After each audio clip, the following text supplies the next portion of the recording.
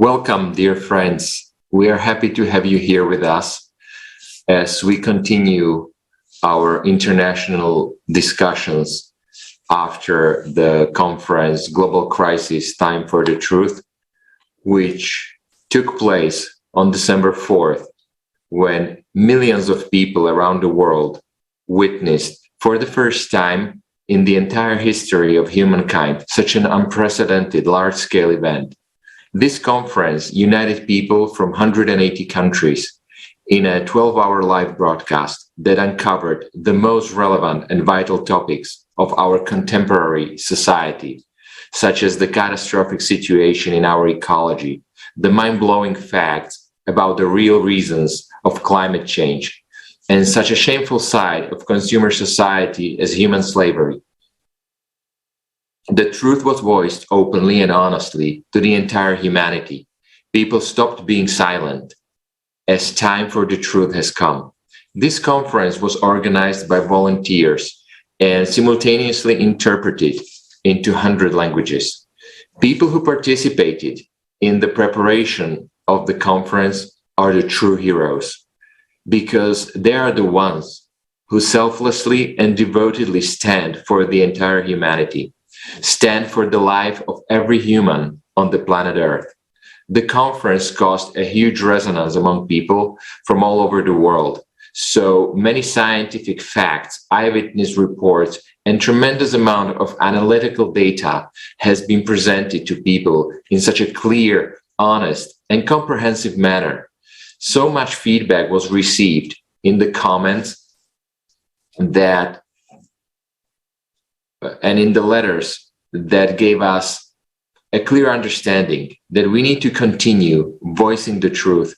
And that is why I am extremely honored to invite you all to the international online forum, Global Crisis, We Are People, We Want to Live, that will be held on the platform of the Creative Society Project on the 7th of May, 2022. So again, welcome everybody. My co-host today is Alexei. Alexei, could you please let us know who is with us today here? Yes, thank you, Robert. Thank you. And of course, hello, dear viewers. As usually, we continue uncovering the topics raised during the conference, as well as sharing our impressions of this significant event. Please let me introduce our dear guests for today. So Sabhi Mustafa, who is originally from Syria, but now residing in Turkey. He is member of Social Value International, as well as founder of Market Leaders International and social entrepreneur, and also educationist. And Leon Terkuma Edmond from Nigeria, planning, research, and policy analyst at National Board for Technology Incubation. Welcome, dear guests. Well, greetings. Thank you very much for the invitation, and thank you very much for the introduction. I'm glad to be with you. So it's nice to be with you, Liam. Thank you, dear hosts. Thank you so much. Dear Sabhi, what were your feelings after watching the conference on December 4th? Do you think it is important for people to act and start changing our society peacefully but consistently?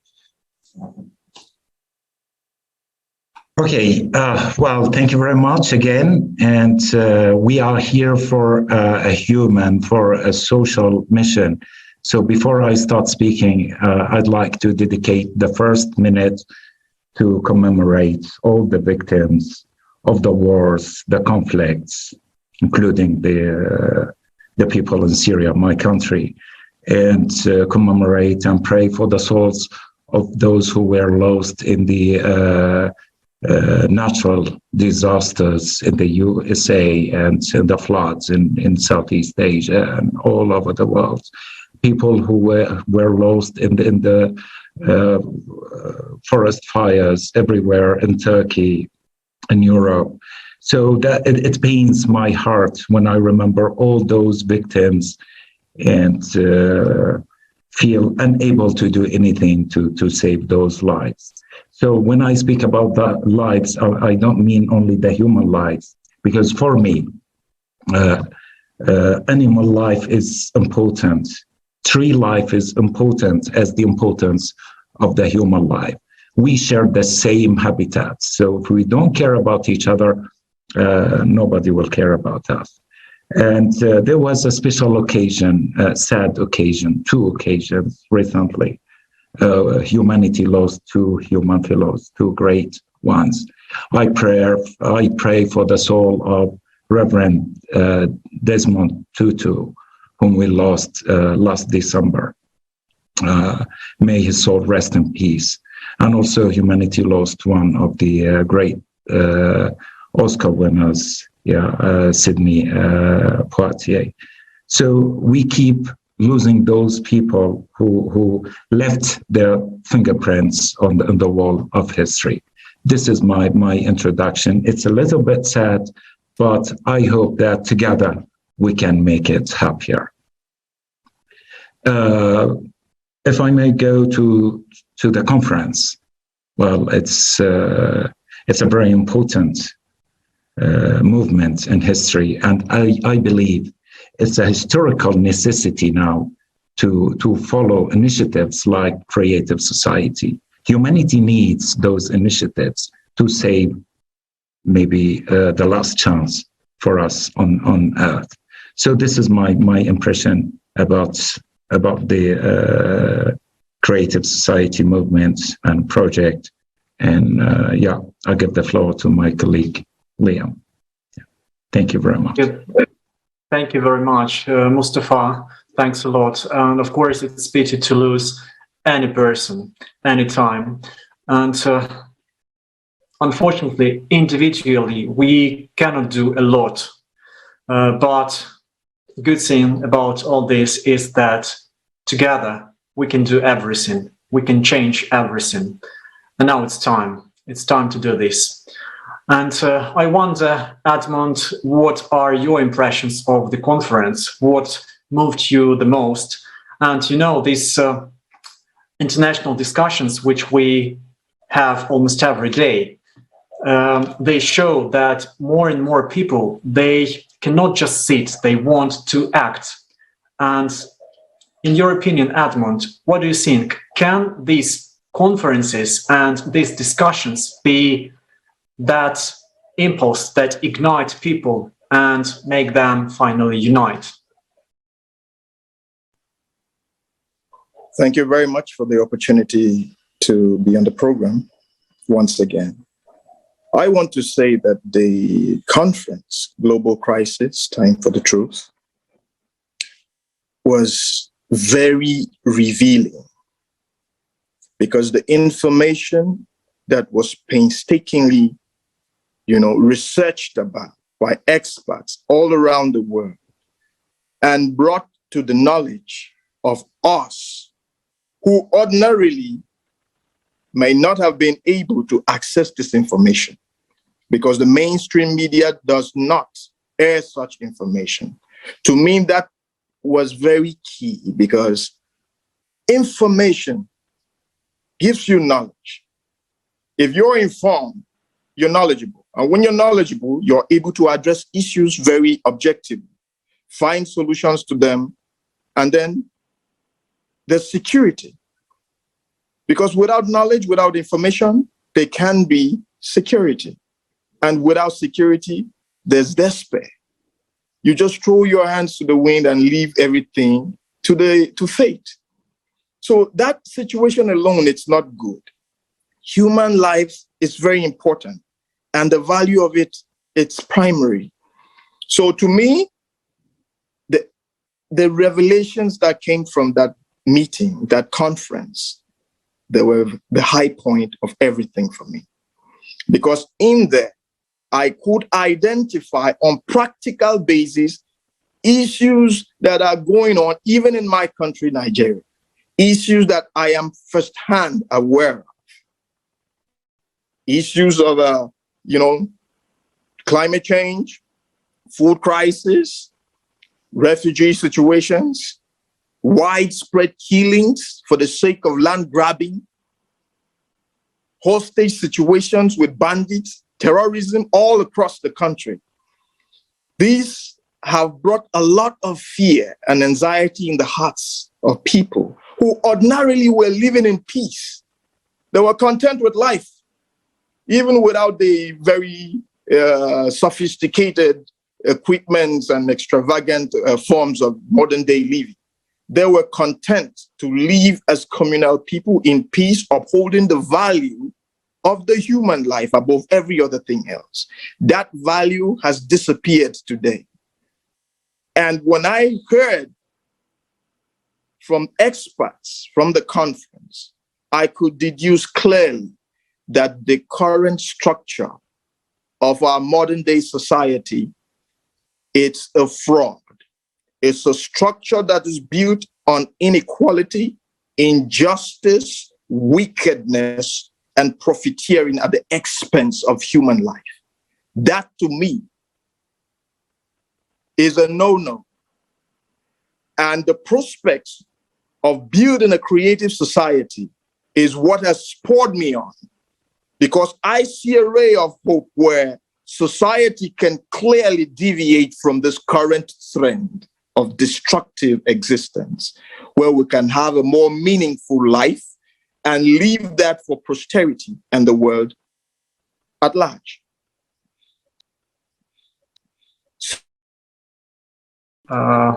We will check whether Edmund is able to come back and continue, because his speech was very touching to me. I could feel his pain. It's quite important to listen to him and to hear what he says. Yes, thank you. So the information was very explicit regarding alternative sources of energy, particularly green energy, the implications of the creation of these sources.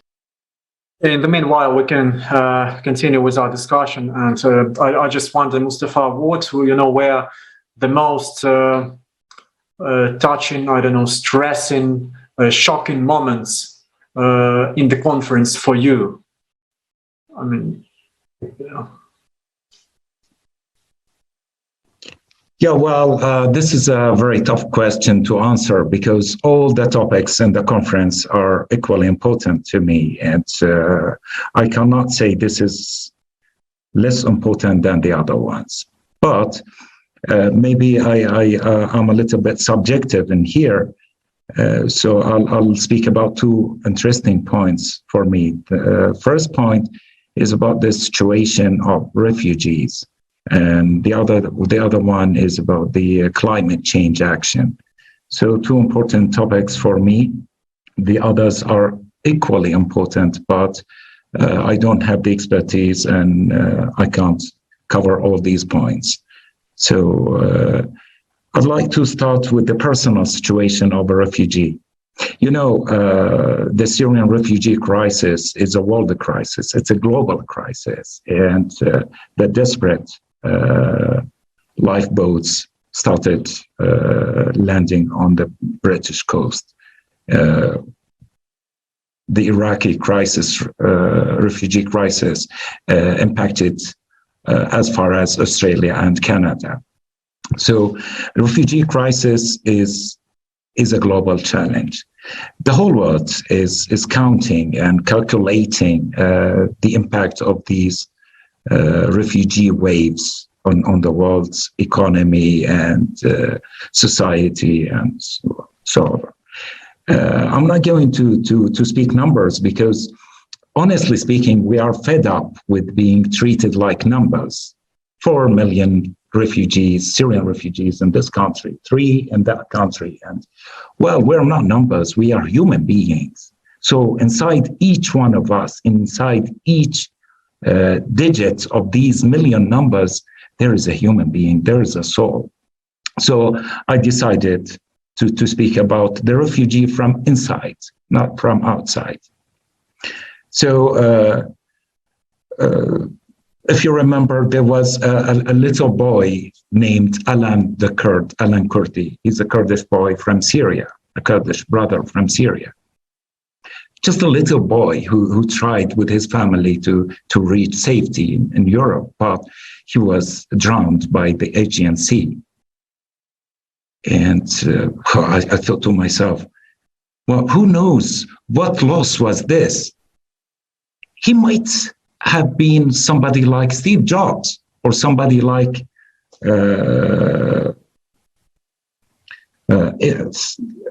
other good people who served humanity.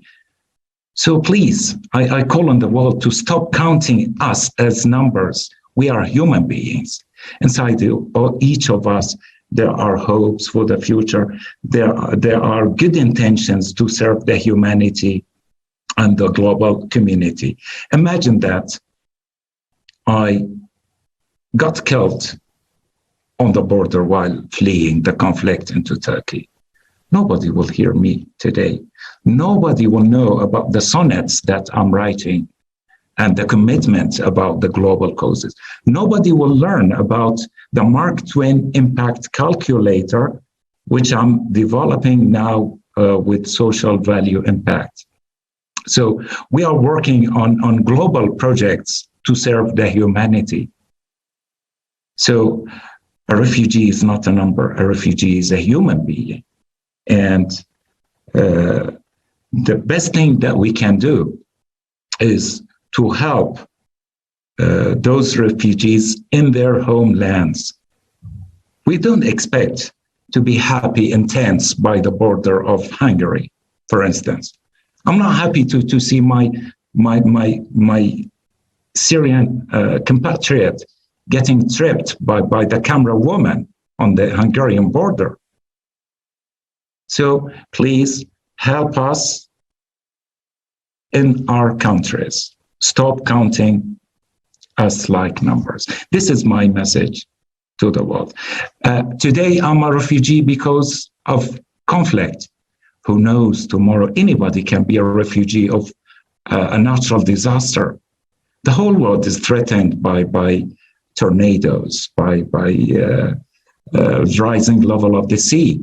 1/3 of Holland, there are estimations that in 100 years, 1/3 of Holland will be under the sea level.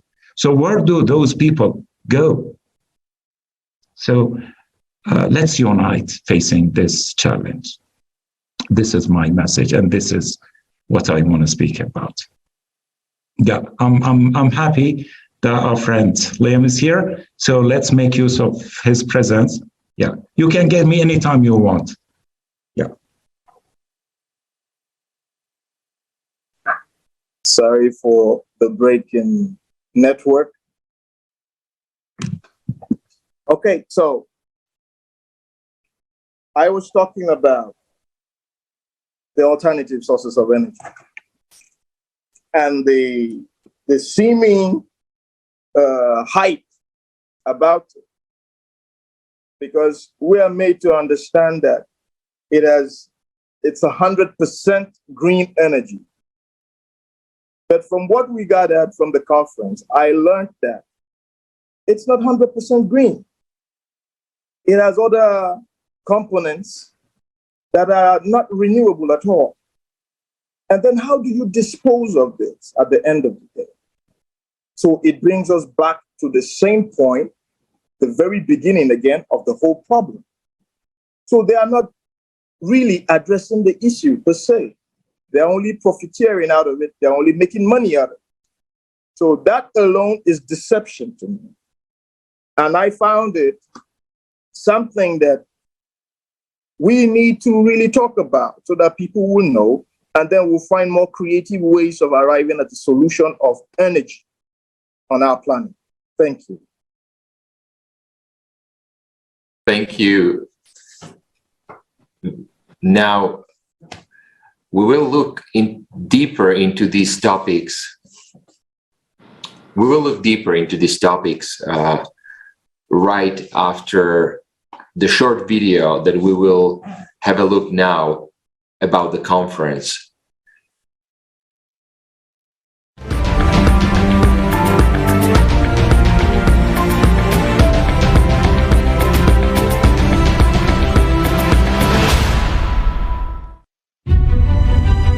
4 months have passed since the time of the previous conference, and over this relatively short period, we have seen how much the progression of climate change and environmental degradation has accelerated. It's important not to remain silent, because this survival of all humanity is at stake. It is time for the truth. We are now in a world where every single day, somewhere in the world, a climate extreme event is going to take place that will break the world record of that particular place. The European floods this summer or the Western North America heat wave this summer. Both of those extreme events were due to the jet stream reacting in very unusual ways, in ways that climate models did not predict would happen. When I'm out in the field, I always hear people say that I never thought it would happen to me, and they're always surprised. Can you imagine how devastated you would be if you lost everything that you owned? If you watched the people around you, the people that you love, struggle and suffer or even die? We have to understand we're one people on one planet, and it's up to us together to solve these problems. We cannot leave it to our leaders. The leaders have shown that they are not up to the task.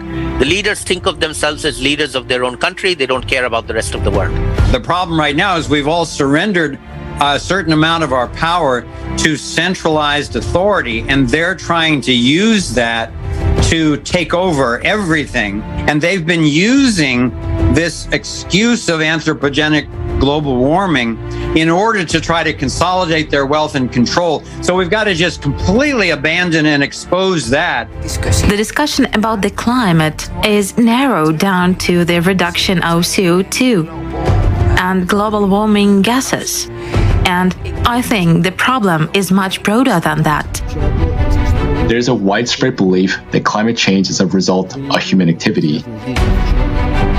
This is reflected in the 5th and the 6th report of the Intergovernmental Panel on Climate Change.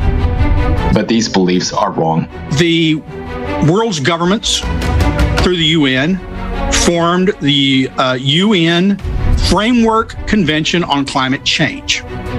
Now, you would think that would be studying climate change, but they specified that you study the human causes of climate change. So they ruled out all natural factors. They said, no, we're not going to study whether the sun plays a role. We're not going to study whether volcanoes play a role. We're not going to study whether ocean current shifts play a role. And we really don't understand clouds, so we're not going to count them much.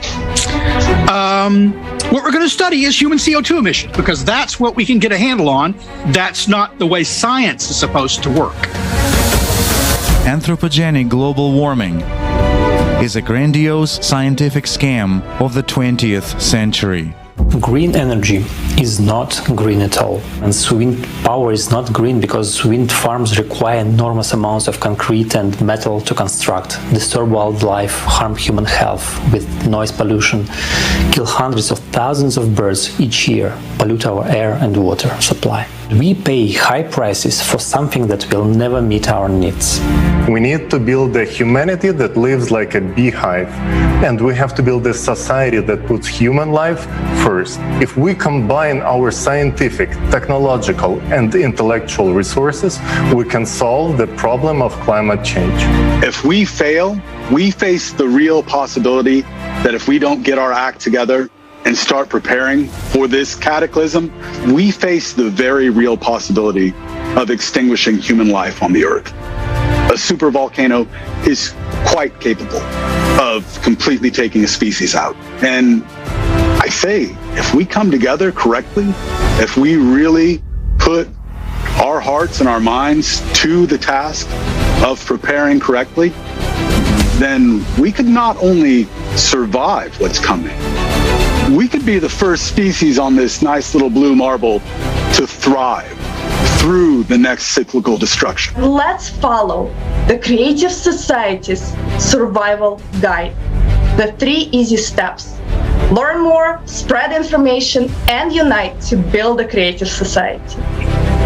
After all, this world is given to all mankind with only one purpose: to live and be healthy, happy, to create and not to destroy. The Creative Society is a project of everyone. We do not collect any donations or funds that disappear in the deep pockets. Instead, each person acts in their abilities and uses resources they already have. It is your opportunity to be a part of the solution and live out your superhero potential.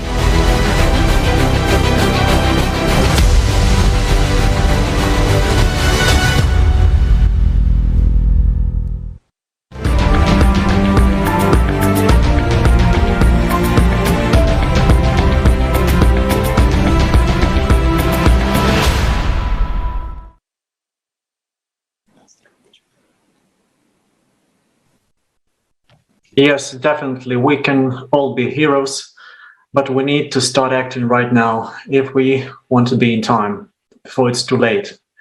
And today, for various reasons, too many people have already had to leave their native cities, villages, countries, and even continents. Even official figures are too high, but the truth is that a lot of people have not been recognized as refugees at all. Though they had to move far away from their homes, they lost everything, and too many of them even lost their lives. For some individuals, some groups of people and organizations, such people are just inconvenient circumstances that spoil their statistics or their plans. And that's it. Nobody cares about these people. It's if they don't even exist, on this planet. Of course, this should not happen in a normal society. And it's obvious that it can't go on like this anymore. But the truth is that if we don't do something about it right now, we all will become refugees. I mean, those few of us who may survive when the climate goes completely crazy. Mustafa, you've already touched the topic of refugees. You've already touched your story. We know that you are a refugee and you left your home. But we need to persuade everyone on this globe that it's time to unite. It's time to open our eyes and to accept that the problem exists. What would you say to those people who do not believe that the issue of refugees exists or is really urgent today? And what would you say to those who know the real scope of the trouble, but they still close their eyes and pretend that it's none of their business, Well, thank you very much. It's a very touching question. After all those years, 10 years of the Syrian conflict, and after all those waves of refugees crossing the European borders, crossing the Aegean Sea, there are still people who don't believe that there is a refugee crisis in Syria. How can I convince them if they don't open their eyes and watch what's going on the news? I can't convince them with numbers, to be honest with you. You can just Google all the reports of the UNHCR and see how many. They know every single person, male, female, how old are they. But this is not the point. A refugee should be treated like a human fellow. Okay. You can't treat refugees like numbers. If you close your eyes on this fact, there is a time bomb here in Turkey. By the way, I'd like to thank the Turkish community for hosting all this huge number of Syrian refugees. But for how long can they support us? There will be a day that the Turkish community will say, enough is enough. Where shall we go then? I can tell you, we can cross the sea, we can cross the borders, and we can reach everywhere even to Australia and Canada, unless the international community moves now to help us return and reconstruct our country. This is the point. Now, this is the fact that everybody is ignoring. I can tell you, everybody welcomes a well-educated refugee to come to their country. Okay, come and help us learn and educate the youth here in this country, and then they can go. An educated refugee is better than extremist refugee.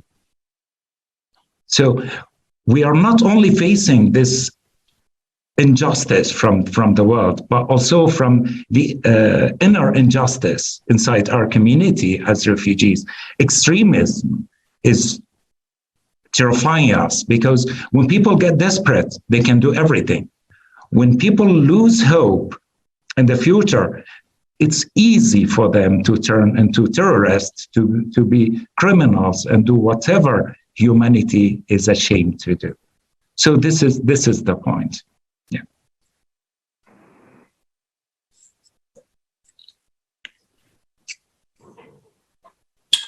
Yes, I agree with you, because the refugee crisis is facing everybody. Everybody's facing the refugee crisis, whether you are on a receiving end or the other side. Another part of the refugees, that is another continent that has a lot of refugees, is also Africa. And it is important to bring truthful information to people.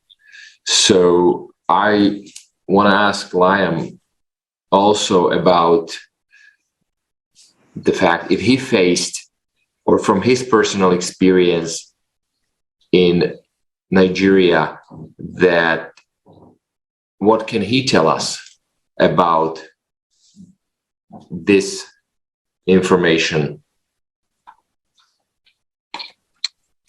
Thank you very much.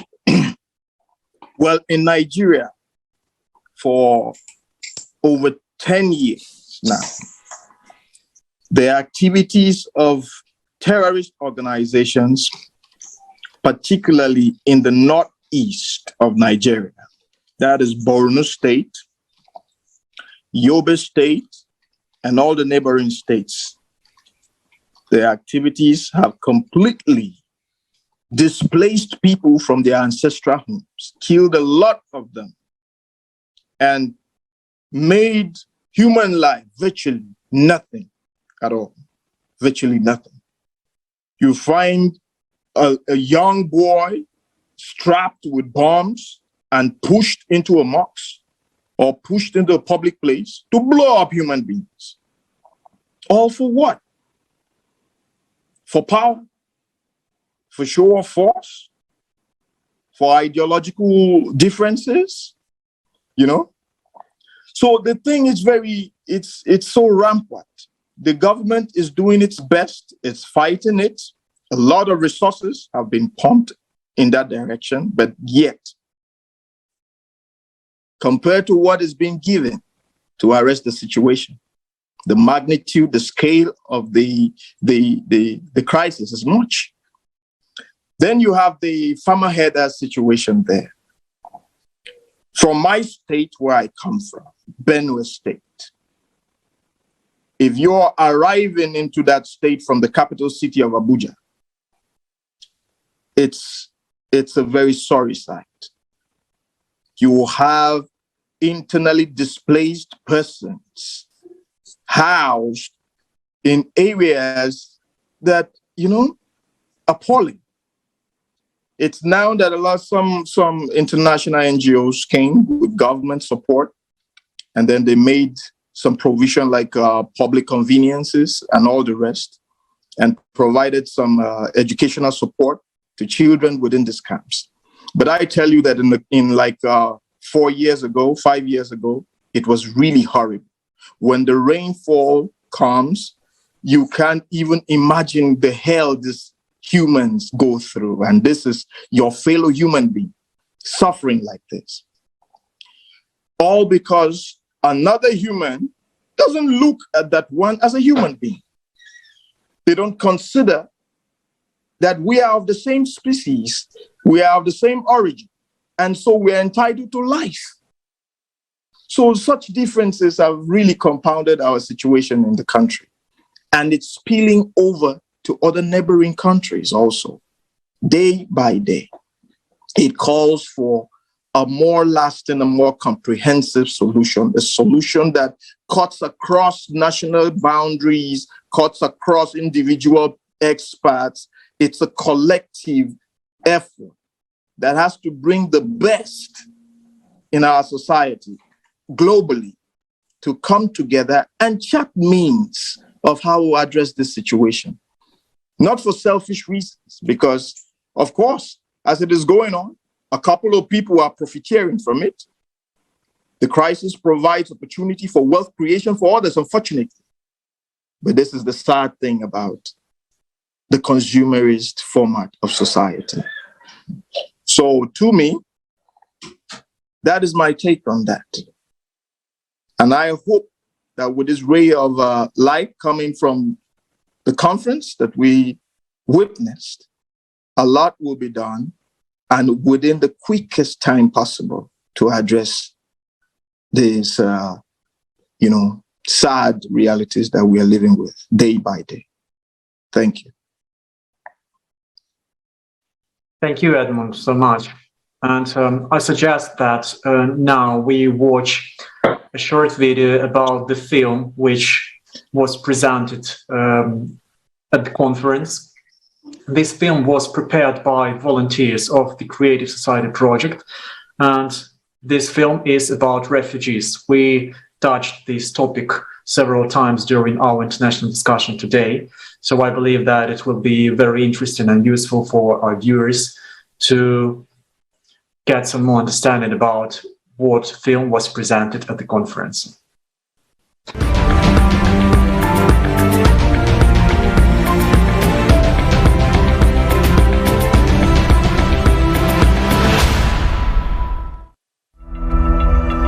Why is there such inhuman treatment of people? I was thinking about it and decided to figure it out. You will never spend a month without being attacked with a xenophobic attack, because they say as a foreigners we are stealing their work. I've lost that hope of being in the great society. I don't know, I've lost that hope, because seeing the way that people are being killed, seeing the way that people are being shot in my eyes. A child can be sold many times. I remember one day I came across the story of a girl who was, she was Turkish. She had been sold 17 times, and she had been trafficked from one country to another 17 times, and she had experienced only rape. I also sat in many auctions as a customer, as an undercover when I was doing the undercover. There where we were sitting for the auctions, 9-year-old girl, 10-year-old girl, as per the demands. So the trade called the first time sex. Whenever the auctions will happen, new girls arrive in the trade, so they put the auctions. So who will bid the last demand, the money, that person only will use that victim full night for his choice. The business that is made of spare parts, the human spare parts. How many children have been transferred from one place to another and then being operated on for some rich guys in different parts of the world to get a kidney or get something else from their bodies against their will. Black market, traffickers, mafia is part of this economy that is ruling the world. So what else I can say? That I only see that another possibility is to spend money instead of constructing walls like we are doing in Europe. In our society, human life has no value. How is it possible that instead of help, people encounter violence, aggression, abuse, and slavery? This is not a migration crisis, but this is a crisis of humaneness. People, by looking at the existing legal frame, will not ever be entitled asking for protection. Because you will ask them which country you're coming from, they will say there is no country. I had a country called X, but the country now is underwater. Or I had a village and this village is being totally destroyed or disappearing. It turns out that there are still no effective programs for the resettlement of refugees. For so many years, the United Nations has been working. For so many years, the Refugee Rights Commission has been working. So many humanitarian organizations and NGOs around the world have been working, but there are no working, established or adopted programs on how to work with these refugees. There are none. And the Refugee Commission itself admits this. Now refugees are forced to leave their homes. They face condemnation and cruelty. They are left alone with their misfortune because of the consumerist format of society. Tomorrow's climate catastrophes could be upon us as well. Answer yourself honestly. Are you ready to face what refugees face? Are you sure you won't be in their shoes? That you and your loved ones won't have to go through what they're going through.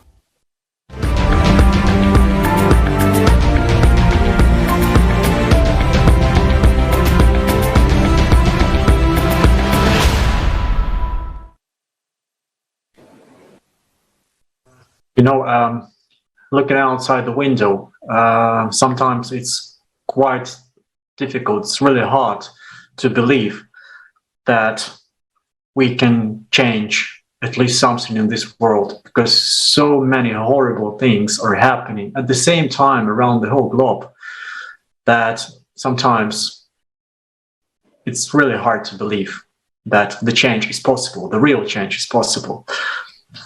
But even taking this into account, we need every single person in this world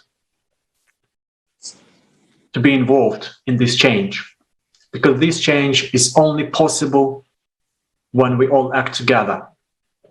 And it is very important for all of us to speak up, because if we speak up, then somebody on the other end of the globe can hear us, and our words can be that thing that will change somebody's mind. That's why I want to ask your opinion, Mustafa. Do you think that today, even taking into account the real situation, when the driving factor is the profit and benefits of individuals, is it possible to unite and build the creative society? Do you believe that we still are humane enough to make this real, to make this happen? Well, it's very interesting. You know, after 10 years of conflict in my country, I'm still hopeful. I'm full of hope that tomorrow is better, that yes, we can do something. And now all humanity is facing a real danger that threatens the existence of the very kind of man. So why not? Uniting is a necessity now. It's a need. But, you know, we are not a herd of sheep that we just unite and move. We need to move logically. Now let's forget about this emotional approach of these challenges and think logically how to create or how to establish the creative society. Yes, we can do if we define the pillars of the creative society. Thank you very much. You already defined 8 foundations for the creative society.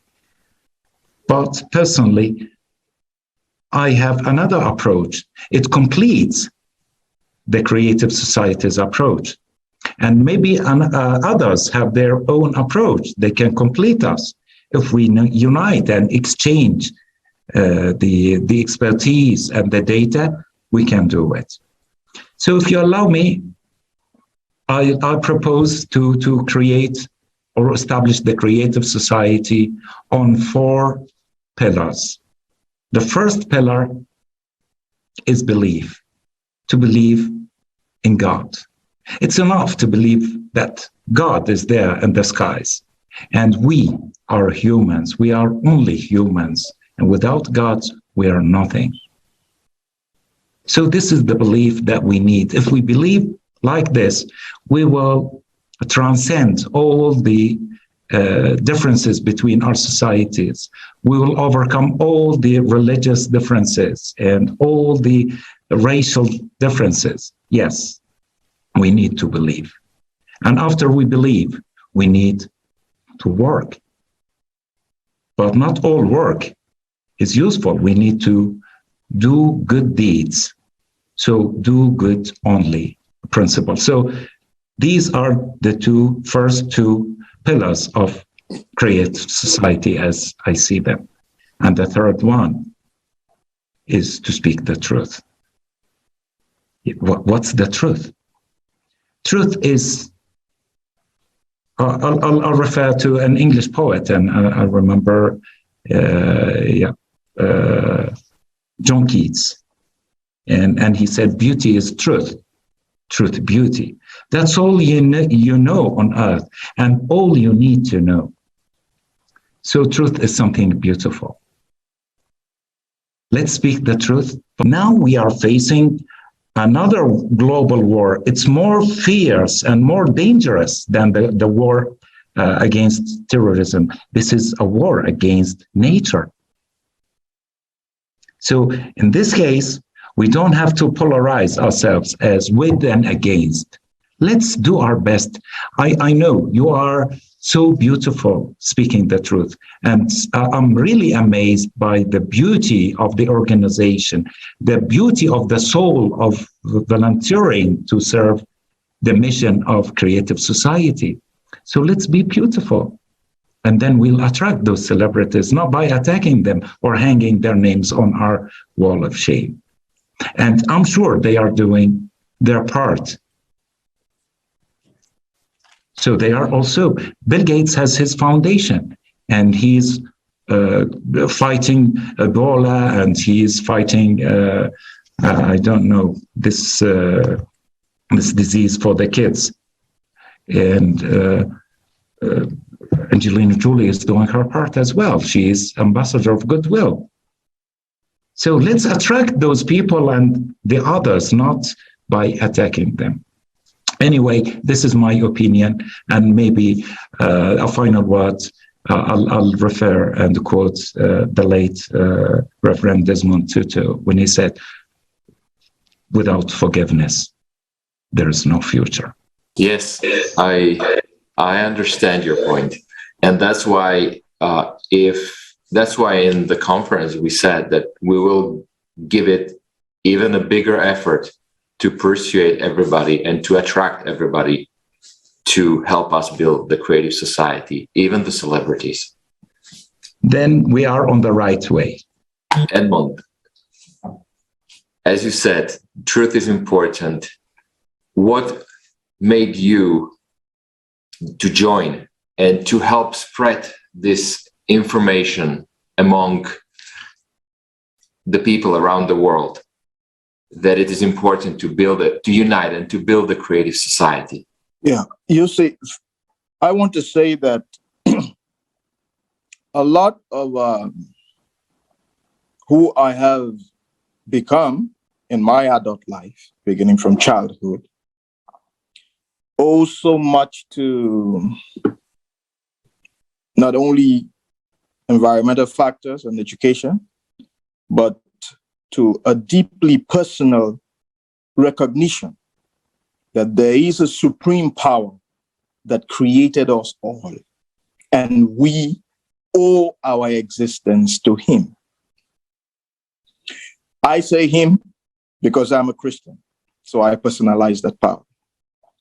Now, the goal of the entire creation, from my informed position as a Christian, is that we should have life and have life more abundantly. But when you contrast that with what is available in our everyday society, just like what George Orwell wrote a couple of years ago in his novel, The Animal Farm, they say all men are equal, but some are more equal than others. So you see a stratification of society along power greeds, and this stratification is dangerous. But sadly, that's the way the nature of consumer society is, because you can not have everybody at the same level of intellectual advancement, at the same level of moral advancement. Some are brutes naturally, owing to the fact of the contradictions in the human nature. They hate what is good. They hate what is just. They hate what is right. To them, such things are weaknesses, and they don't see how they're fitting within a system that annihilates such traits out of it. So people like that need to be appealed to. They need to be conscientized, let me put it that way, brought to a point where they recognize that within them lies a divine spark that came from the Creator that made them. And that spark, it's the same in every created human being walking upon the face of the earth.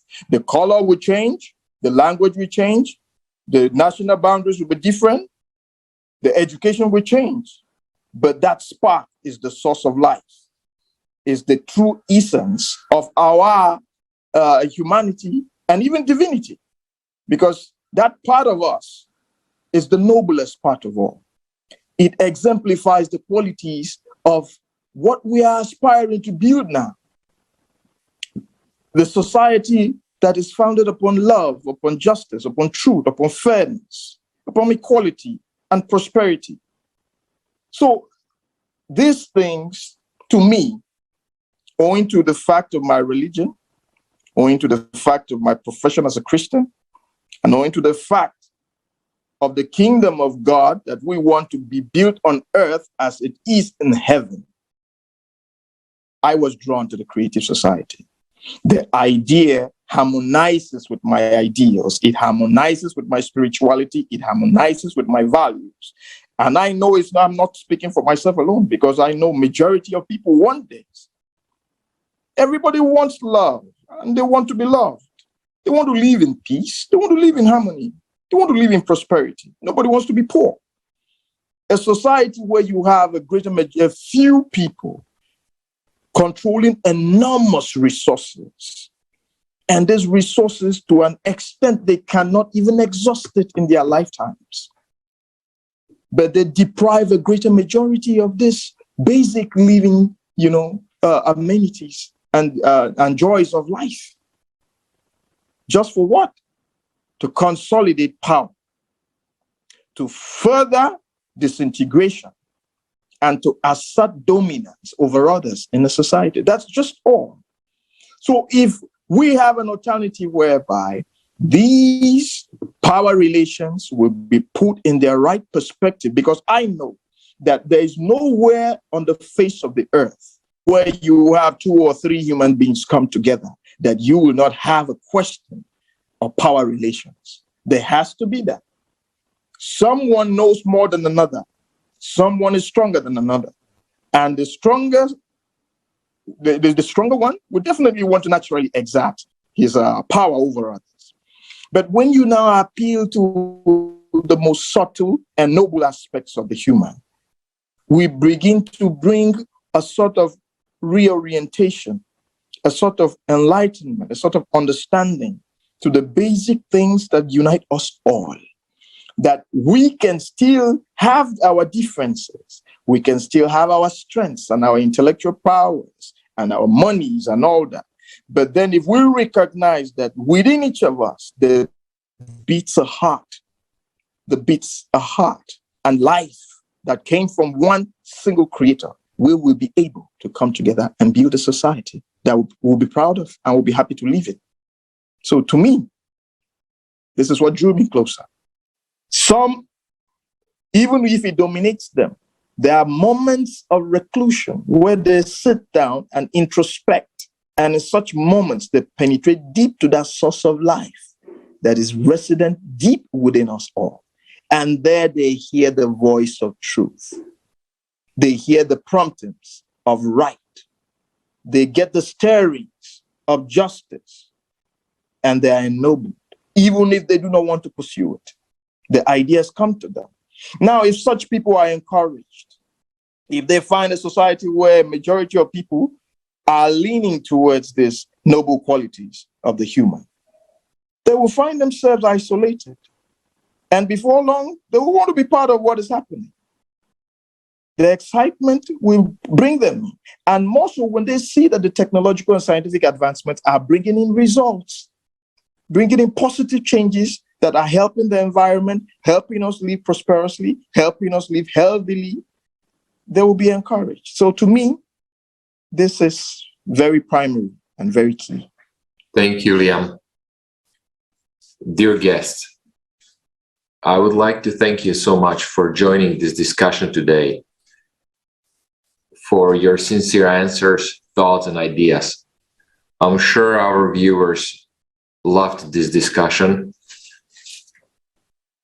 And as Liam said, we are all humans. And Mustafa, I like the expression which you mentioned so much, that the truth is beautiful. And in this sense, from that point of view, I can definitely agree that the beauty will save the world. So the truth will save the world. And, thanks to you, Mustafa, and thanks to you, Edmund, for your beautiful speeches, for your beautiful answers today. I definitely love today's international discussion. Thank you very much. Thank you. And dear viewers, we would like to remind you that on May the 7th, 2022, there will be another unprecedented event organized on the platform of the Creative Society Project. This will be International Online Forum, Global Crisis. We are people, we want to live. The participation of every person on the planet is now important. So please don't miss the chance to join this large-scale international online forum and to be the change yourself. Please join everyone. To find out more information about this event, please visit creativesociety.com website. Just go to the section International Conferences and you will find all information there. Thank you everyone for being with us today, and we're looking forward to your comments, topic suggestions and questions for the next international discussions, which we will have tomorrow and every day after that. You can contact us via YouTube, via Instagram and Twitter pages of the Creative Society Project, as well as you can email us at info@creativesociety.com. Yes, until recently, we had no answer to the question of how to unite, and it seemed impossible to us. But today, there is an answer. It is in changing the consumerist mindset to the creative one, in choosing to develop, choosing to survive, in choosing to live. If we really want to live, we must act. Already now, we must change the format of society, create conditions for scientists, and give them the opportunity to work. When there are no vested interests left,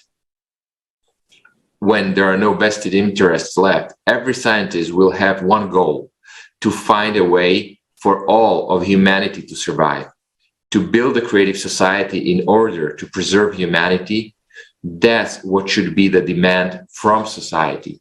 So let's create that demand, we as people. Let's look together for ways to inform humanity, to come up with new effective ways. In the past, we had no technical ability to unite, but we do now. Friends, while our fate is in our hands, we should use this chance. Thank you very much for joining today, and looking forward to see you on the next international discussions. Thank you. Thank you, Edmund. Thank you. Thank you, Alexei. Thank you, Robert. It's been a pleasure being with you. It was a pleasure. A real pleasure. A real pleasure. Thank you.